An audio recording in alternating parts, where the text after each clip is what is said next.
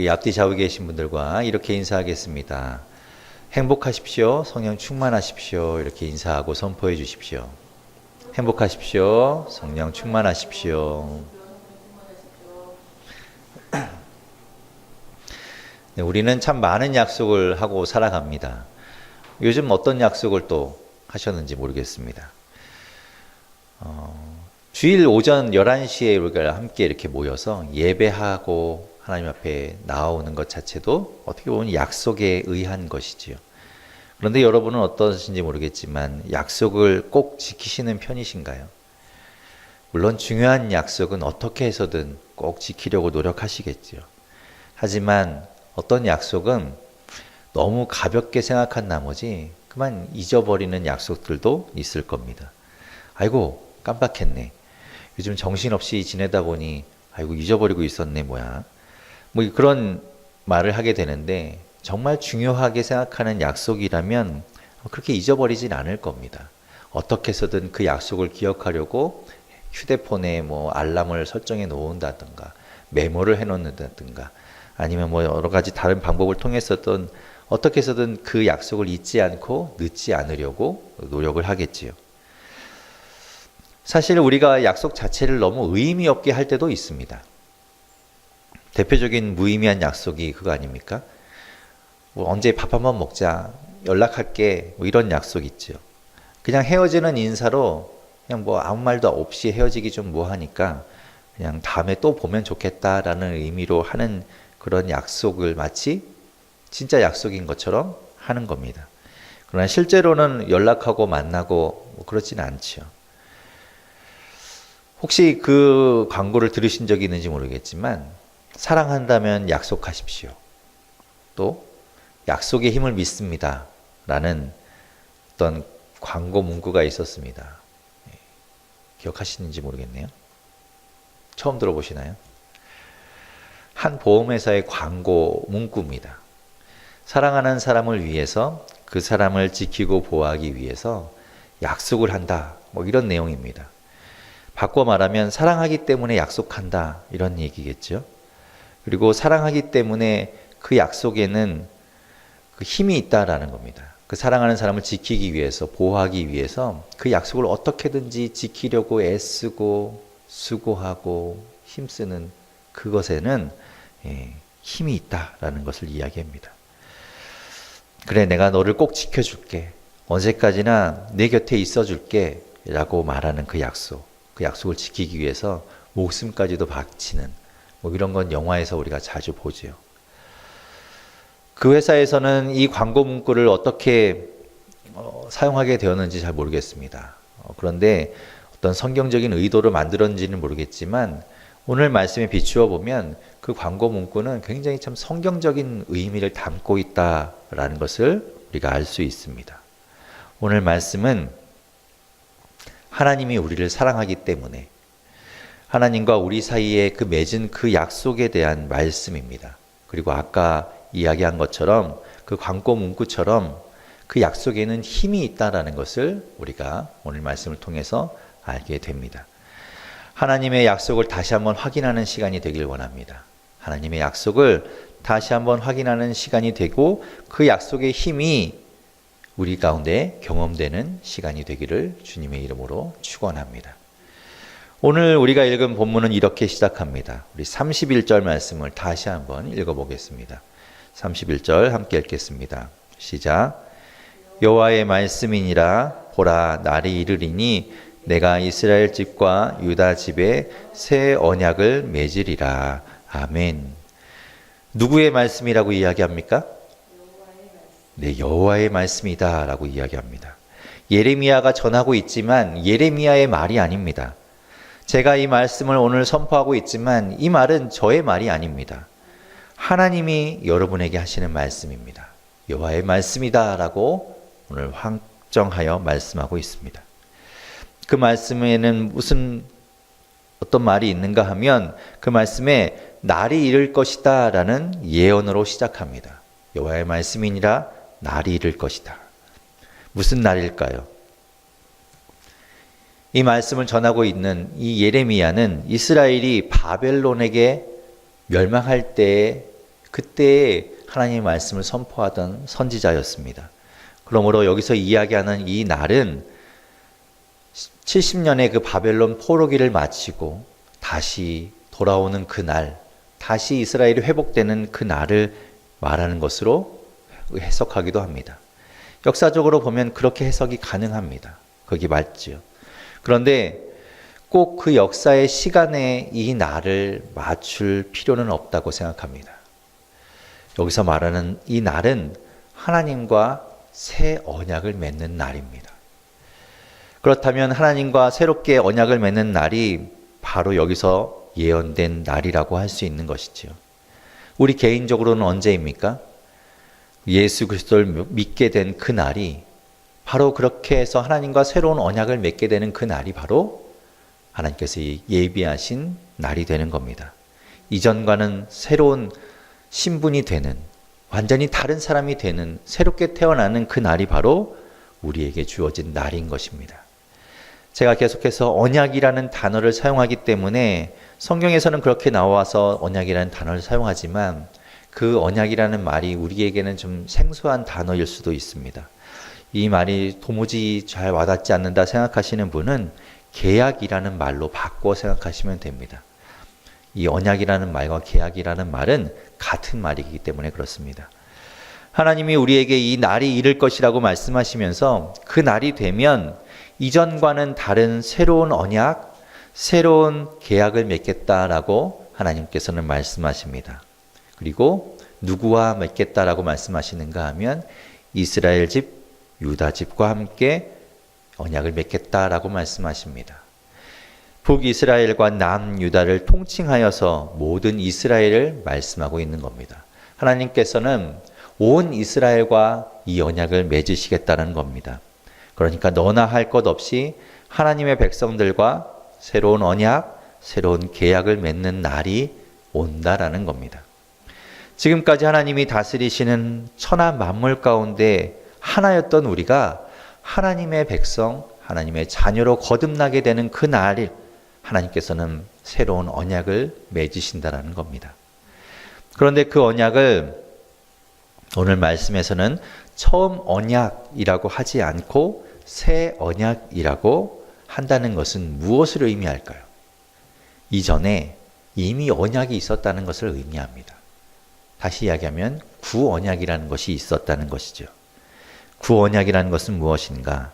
오늘 32절에 이렇게 기록합니다. 32절 말씀 같이 한번 읽어보겠습니다. 시작. 이 언약은 내가 그들의 조상들의 손을 잡고 애굽 땅에서 인도하여 내던 날에 맺은 것과 같지 아니할 것은 내가 그들의 남편이 되었어도 그들이 내 언약을 깨뜨렸음이라. 여호와의 말씀이니라. 아멘. 언제 맺었던 그 언약을 말씀하시는 건가 하면 오늘 말씀에서 보면 하나님이 그 백성들을 애굽 땅에서 인도하여 내던 그 날에, 인도에서 하나님께서 그들을 구원하신 그 날에 맺은 언약을 말하는 겁니다. 그때 무슨 언약을 맺었는가? 출애굽기 19장에 보면 애굽에서 나온 그 이스라엘 백성들이 어디에 머무르는가 하면 시내산이 있는 시내 광야에 머무르게 됩니다. 그 광야에 머물러 있을 때 하나님께서는 모세를 시내산으로 부르시죠. 그리고 시내산에서 모세에게 이런 말씀을 하십니다. 우리 한번 성경책을 가지신 분들은 출애굽기 19장 말씀을 한번 찾아보겠습니다. 출애굽기 19장 5절과 6절 말씀을 함께 찾아보겠습니다. 출애굽기 19장 5절과 6절 말씀입니다. 자, 같이 한번 읽어보겠습니다. 시작. 세계가 다 내게 속하였나니 너희가 내 말을 잘 듣고 내 언약을 지키면 너희는 모든 민족 중에서 내 소유가 되겠고 너희가 내게 대하여 제사장 나라가 되며 거룩한 백성이 되리라. 너는 이 말을 이스라엘 자손에게 전할지니라. 아멘. 이것이 하나님과 이스라엘 백성이 맺은 언약의 목적입니다. 뭐라고 말씀하십니까? 언약을 지키면, 내 말을 듣고 지키면 모든 민족 중에서 내 소유가 될 것이고 너희는 내게 대하여 제사장 나라가 되어서 거룩한 백성이 되고 하나님께서 언약을 맺으시면 그렇게 된다라고 말씀하고 있습니다. 언약을 맺는 목적이 그거라고 말씀하시는 겁니다. 그리고 그 뒤에 하나님께서는 모세에게 십계명을 주시고 또 여러 가지 지켜야 할 법들을 알려주십니다. 그리고 그 모든 말씀을 마치신 후에 출애굽기 24장에 가면 또 이렇게 말씀하십니다. 출애굽기 24장 7절 말씀도 같이 한번 읽어보겠습니다. 출애굽기 24장 7절 말씀,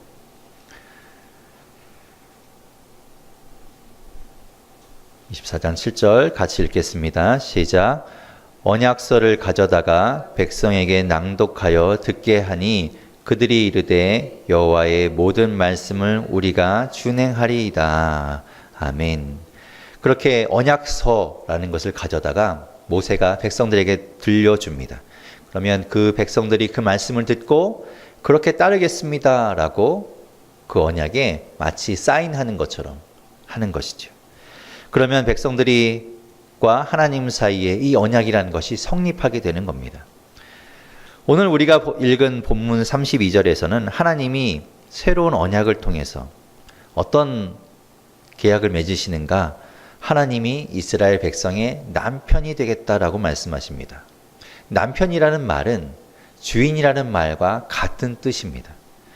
방금 전에 우리가 읽었던 그 19장, 출애굽기 19장 5절에서 하나님이 말씀하신 너희는 모든 민족 중에서 내 소유가 되겠고 라고 말씀하신 그 뜻을 말하는 겁니다.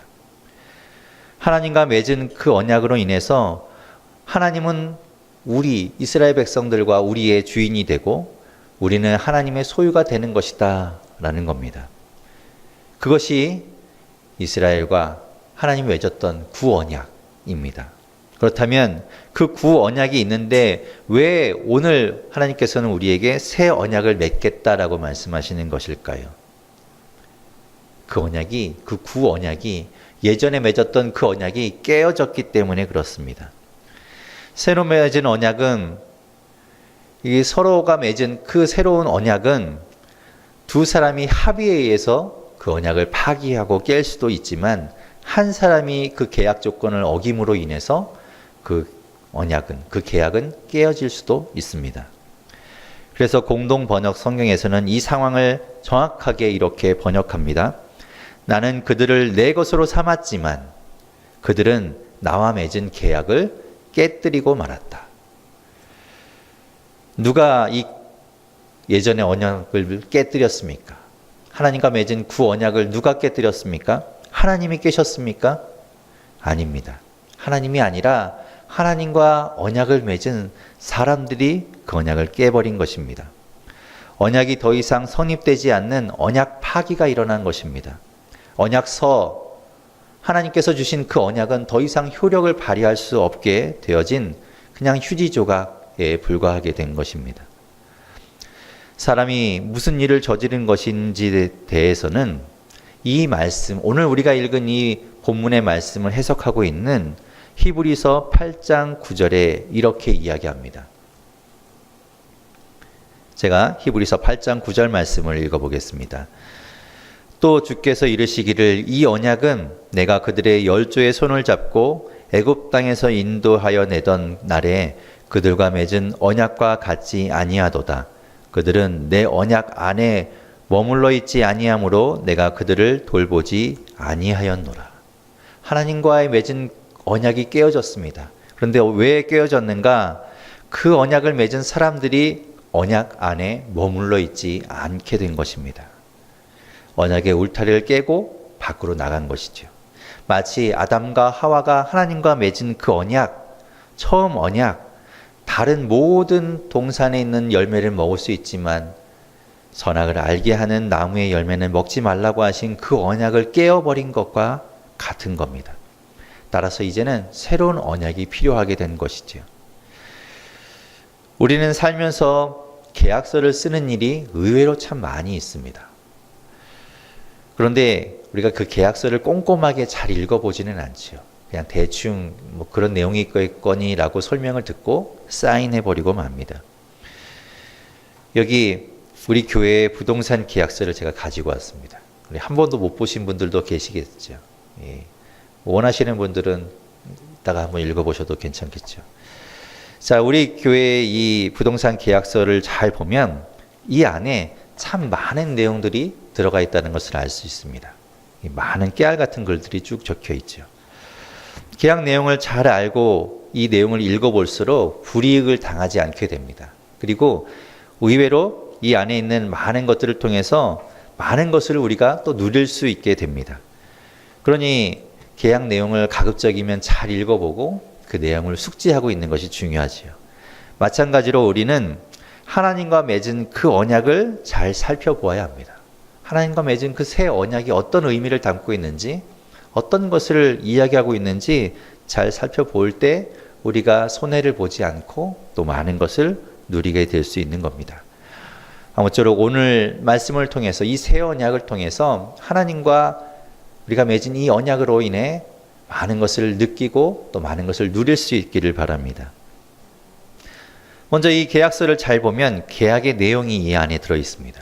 부동산 계약서에서 첫 번째 계약 내용은 무엇인가 하면 돈에 관한 내용입니다. 이 메모 안에 보면 돈에 관한 내용이 적혀 있습니다. 보증금은 얼마인지, 그리고 계약금은 얼마인지, 잔금은 얼마인지, 그리고 매달 월세는 얼마로 언제 지불해야 하는지를 적어 놓고 있습니다. 그리고 이 두 번째 내용에 보면 이 계약 내용이 언제부터 언제까지 유효한지에 대해서 적혀 있습니다. 그러니까 우리는 이 계약서를 통해서 1년 동안 우리가 이 공간을 사용할 수 있게 된다라는 것이 명시되어 있는 겁니다. 다시 말해서 이 계약서가 살아있는 한, 이 계약이 파기되지 않는 한 1년 동안은 우리가 이 공간을 우리 교회로 사용할 수 있다라는 말입니다. 그렇다면 하나님과 맺은 이 새 언약, 그 내용은 무엇일까? 오늘 33절에 이렇게 말씀하고 있습니다. 우리 33절 말씀을 같이 한번 읽어보겠습니다. 오늘 보면 33절입니다. 함께 읽겠습니다. 시작. 그러나 그날 후에 내가 이스라엘 집과 맺을 언약은 이러하니 곧 내가 나의 법을 그들의 속에 두며 그들의 마음에 기록하여 나는 그들의 하나님이 되고 그들은 내 백성이 될 것이라 여호와의 말씀이니라. 아멘. 나는 그들의 하나님이 되고 그들은 내 백성이 될 것이다. 참으로 감사하지 않습니까? 이전에 한번 언약이 깨어졌기 때문에 더 나쁜 조건으로 언약을 맺을 수도 있었지요. 그런데 새 언약으로 우리는 하나님의 백성이 됩니다. 하나님의 나라의 백성이 됨으로써 그 하나님 나라의 모든 권리를 누릴 수 있는 겁니다. 무엇이 더 필요합니까? 그런데 계약에는 조건이라는 것이 있습니다. 계약을 유지하기 위한 조건이죠. 그 계약의 조건을 지키지 않을 때 그 계약은 깨어지게 되는 겁니다. 이 부동산 계약서의 조건은 무엇인가 하면 매달 정해진 날짜에 월세를 지불한다는 겁니다. 그렇지 않아서 몇 달 동안 이 월세가 밀리게 되면 계약은 소멸하게 됩니다. 이 계약서의 5조에 보면 이렇게 적혀 있습니다. 임대인, 건물주인은 임차인, 우리를 이야기합니다. 임차인이 3기 동안 3달에 걸쳐서 이 차임액을 연체하거나 또 3조, 임대인의 동의 없이, 건물주인의 동의 없이 용도나 이 구조를 마음대로 막 변경한 경우, 그것을 위반하는 경우에 계약을 해지할 수 있다라고 기록되어 있습니다. 물론 그 외에도 여러 가지 조건들이 기록되어 있는데, 그렇다면 하나님의 언약, 이 새 언약의 조건은 무엇일까? 33절에 우리가 읽었지만 이렇게 기록되어 있습니다. 내가 나의 법을 그들의 속에 두며 그들의 마음에 기록하였다. 이것이 바로 계약의 조건입니다. 즉, 하나님의 법이 우리 속에 있고 하나님의 법이 우리 마음에 기록되어 있으면 하나님의 백성이 되는 계약 조건이 성립되는 겁니다. 구언약에서는 하나님의 법이 돌판에 기록되어 있습니다. 그러나 그 돌판은 언약궤 안에 들어있었기 때문에 아무도 그 언약궤 안에 있는 돌판의 내용을 본 적이 없습니다. 그리고 우리가 아까 읽은 출애굽기 24장 7절에서 읽었던 것처럼 언약서라는 것이 있었고 그 언약서에 기록된 것을 백성에게 모세가 들려주었습니다. 하지만 사람들의 마음에는 기록되어 있지 않았습니다.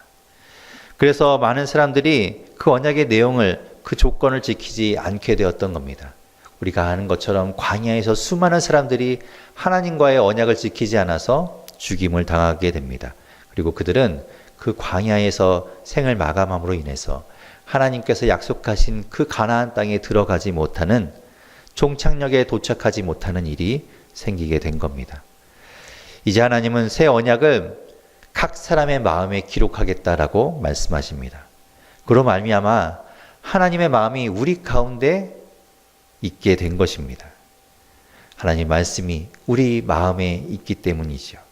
그래서 따로 가르치거나 교육할 필요가 없어졌습니다. 설명하지 않아도 됩니다. 하나님의 말씀이 우리 가운데 있으니까요. 하나님의 말씀이 우리 안에 있어서 계속해서 그 하나님의 말씀을 채울 수 있기를 바랍니다. 그것이 없어지지 않고, 그것이, 그 기록이 사라지지 않고 계속해서 우리 안에 머물러 있을 수 있기를 바랍니다. 그럼 이제 마지막으로 계약을 통해서 우리가 얻게 되는 유익은 무엇일까요? 계약에 따른 혜택이 있게 됩니다. 이 부동산 계약을 통해서 우리는 이 공간에서 마음껏 예배할 수 있습니다.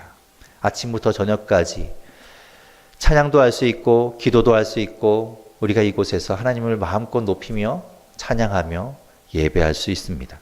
그리고 저는 또 이곳에서 여러 가지 예배를 위한 준비를 하고 교회를 위해서 여러 가지 준비하며 설교도 준비할 수 있게 됩니다. 우리 교회를 세워갈 수 있는 그런 혜택을 누리게 되는 것이죠. 하나님과 맺은 이 새 언약을 통해서 우리가 얻는 혜택은 무엇인가? 34절에 이렇게 말씀하고 있습니다. 34절 말씀을 같이 한번 읽어보겠습니다. 시작. 그들이 다시는 각기 이웃과 형제를 가르쳐 이르기를 너는 여호와를 알라 하지 아니하리니 이는 사자로부터 손자까지 다 나를 알기 때문이라. 내가 그들의 악행을 사하고 다시는 그 죄를 기억하지 아니하리라. 여호와의 말씀이니라. 아멘. 내가 그들의 악행을 사하고 다시는 그 죄를 기억하지 아니하리라. 하나님이 우리에게 주시는 그 새 언약을 통해서 우리가 누리게 되는 혜택은 바로 이겁니다. 하나님이 우리의 악행, 우리가 과거에 저지른 그 잘못들을 용서하시는 겁니다. 그리고 다시는 그 죄를 기억조차 하지 않겠다라고 말씀하십니다. 이것이 우리에게 어떤 의미를 가지는가? 신약의 히브리서에서는 이 말씀을 이렇게 해석합니다. 히브리서 10장 17절부터 25절에 말씀하고 있는 이 말씀을 우리 한번 같이 읽어보겠습니다. 히브리서 10장 17절에서 25절까지의 말씀입니다. 신약성경 히브리서 10장 17절에서 25절까지 말씀.